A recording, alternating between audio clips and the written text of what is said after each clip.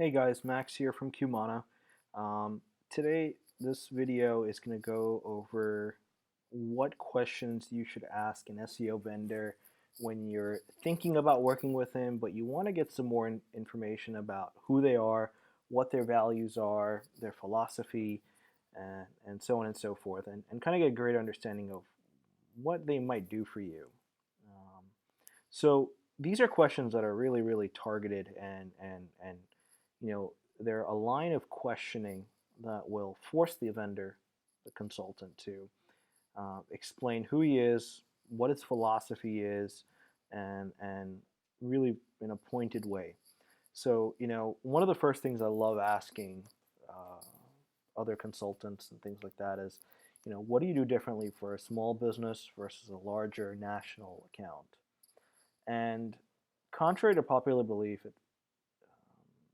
while SEO is fundamentally the same to an extent, there's a huge difference between a local lawyer and a large retailer that's competing on a national level. It requires a really different skill set. I mean, you need a really different Rolodex in order to pull it off, and you really need to be able to go from uh, you know being comfortable going 30 miles an hour to going 80 miles an hour. It's a huge difference. So if you're a large or medium-sized business and your competition's on a national level, this question really forces the vendor to talk about their philosophy, their actual work um, that they do, and kind of how they actually get results. And if an agency says, well, we kind of do the same thing, but just do more of it for bigger accounts, more than likely they're really not doing much, or what they're doing is outdated SEO tactics. So an example of that would be, these link directories that used to be popular but now no longer are. They might just be doing tens of thousands of those for bigger accounts and a few hundred for smaller accounts, and your budget just means they can build more of those links.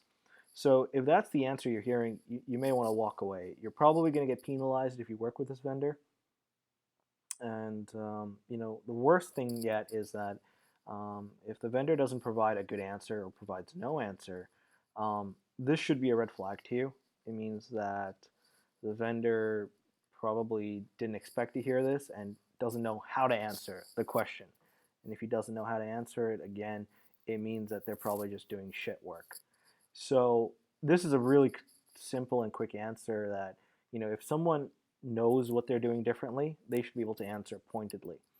If they don't know what they're doing and they're kind of just meh, doing whatever, you'll hear it in their voice pretty quickly. And it's definitely a question that's better asked over the phone rather than an email. In an email, they have time to think about it and give you a washed up answer that has been filtered and produced to answer your question, even though it may not be accurate. When you catch them on the phone talking about it, it definitely forces them to immediately say the truth or lack thereof, or try to prepare an answer. So that's a really good question to start off with. Typically, the next element that you want to go into, which is going to be part of your campaign, is the content creation part. Most successful SEO companies and marketing companies are the ones that create really, really, really amazing content. And when I say amazing content, I mean it's either you can tell that this thing took a lot of time to produce. It's really carefully sculpted, so like an infographic. I mean, some of the best ones will take a really dry topic like bankruptcy and make it appealing and interesting. And so you should really ask them, not just, hey, do you do content creation? Because that's easy. Everyone's going to say yes. But ask them, what's the process? What are they? How do they do it? Are they walk us through an example scenario? What do you do? What type of content do you produce? Force them to give you specifics that are hard to bullshit on the fly and require some pretty pointed answers. And if they fumble on a question like this, it means that they're not really building content. And if that's the situation, this kind of goes back to the overarching theme here, which is that overarching theme here that is content creation and content marketing is the backbone of any SEO campaign. If they're not creating content, how are they building you links? Are they just going to crappy websites and building you links? And if so, that's a problem. And this line of questioning will help you understand the answer to that. Content creation is definitely a big component. Ask them for examples of what they've produced. Ask them for specific strategies on how they create content with a backlink building purpose in mind. It's definitely something to think about. The next question is something that you should ask, and it's something that you should definitely wonder, um, and you should definitely ask, which is how did they arrive at the dollar amount that they quoted you? So, for example, if an SEO company is charging you 1,000 a month, ask them for rationale on how they came on that dollar amount. The reason I say this is a lot of SEO vendors will kind of do a topical assessment of your competition. They'll do a topical assessment of you, and then they'll look at how much money they want to make off of you. And at the end of the day, what they'll do is they'll pretty much look at what you can afford to pay, how much the money they want to make, and try to make a dollar amount that is somewhere in a happy zone between those two principles. And if that's the case, and if you ask them, how they, why they're charging you what they are and how they got to that dollar amount, it'll throw them off their footing, and it'll reveal to you that they didn't actually look at the competition. And what should scare you about that is the fact they didn't look at the competition.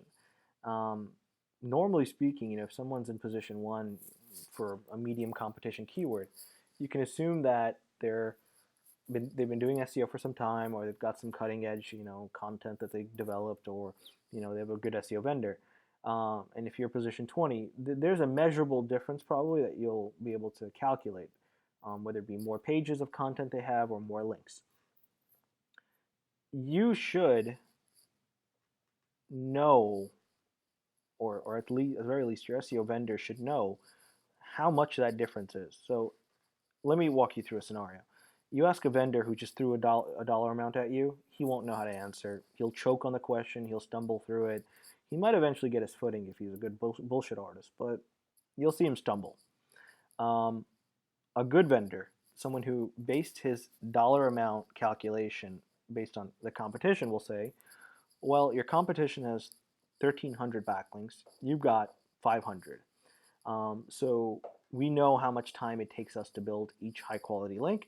We estimate you need about 100 links, and this is how long it'll take, and this is the dollar amount. And they'll be able to distill why in these very, very definitive terms. How long it'll take them to perform the work, the type of work, and pretty much, why the dollar amount is what it is.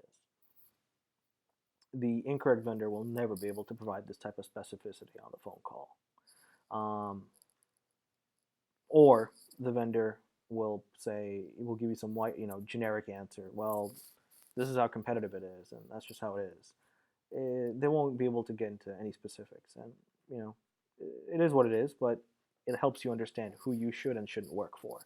So definitely ask them to defend, their position on why they're charging you, and don't make it confrontational. Just ask them for some specificity. The next thing that we find valuable to ask when vetting, other consultants and looking at people is what type of link building they've done for other clients. Now, links, just like content, can get you into a Google penalty so quickly that it'll make your head spin. So while an SEO vendor can say, hey, we do the best job in the world, that's great, but you should verify that. So you should not only ask for who they did link building, but ask for examples of the links they've built. And then, if you're savvy enough, what you should do is go to a third-party tool like Majestic or Open Site Explorer or Ahrefs, and then type in the domain name of the client and take a look at their top 30, 40, 50, 60 backlinks. Take a look. Actually click on them and look at the quality of the site and see if they're legitimate or just bullshit that they put up. Many times, the way an SEO company gets away with, pulling a a lie is they'll show you an example of a client who's ranking today. And yes, he's ranking, but check 3 months later when there's a Penguin update or a Panda update, the client's gone. And in the case of something like Penguin, it's pretty obvious why a client would disappear. All you have to do is just take a look at the links, and most of the time it'll be obvious to you because you'll look and you'll see, oh, these are all directory links, these are all automated links, these are all on a private blog network, or whatnot, and it'll be so obvious to you, and you'll be able to cut the bullshit and see the truth.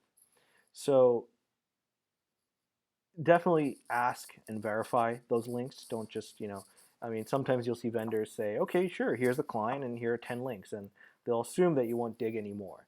Insist on not only getting the links and the domain name, but then verify it yourself, or ask a friend who knows how to use Majestic to verify it for you. You definitely want to get an idea, not just a sample, but an overarching theme of what this company does for their clients, because if they do it for that client, they're going to do it for you. And if it's bad work, now you're stuck with that as well. And worse yet, if they refuse to share this information, frankly, there's only one reason they would ever do that. Putting aside NDAs or something like that, the only reason an SEO company would ever shrink away from sharing this data is because they're afraid of what you'll find. If they don't tell you it, it's because they don't want you to do the digging. They don't want you to look into the client because they know that there's some stuff there that they don't want you to see. And if they tell you it, then you're going to see it and not work with them. So definitely ask for this data just to see how they react, and then do your own research after that. And typically the questions that we just went over are topical questions to find out, if this company is worth working with or not. These are questions that address their philosophy, their approach to SEO, and kind of how they execute campaigns. Obviously, there are other questions like, how much do you charge every month? Do you charge a monthly? Do you charge an annual contract, or other questions like that you should ask? But those are typically more straightforward questions. These are questions that actually allow you to dig deep into the company, and find out who they are and what they do on a philosophical level, which is really what's important right now when you're trying to separate all the different vendors you're interviewing and vetting. There may be other questions that we might have missed, but I definitely feel like if you're trying to interview different companies, these are the most important ones. So that's it for this video. Continue reading our SEO pricing guide to learn more about things you should watch out for, and the things that SEO vendors will do or to trick you, perhaps. I hate to say that word, but unfortunately that is the case. So continue reading, and we look forward to seeing you guys again.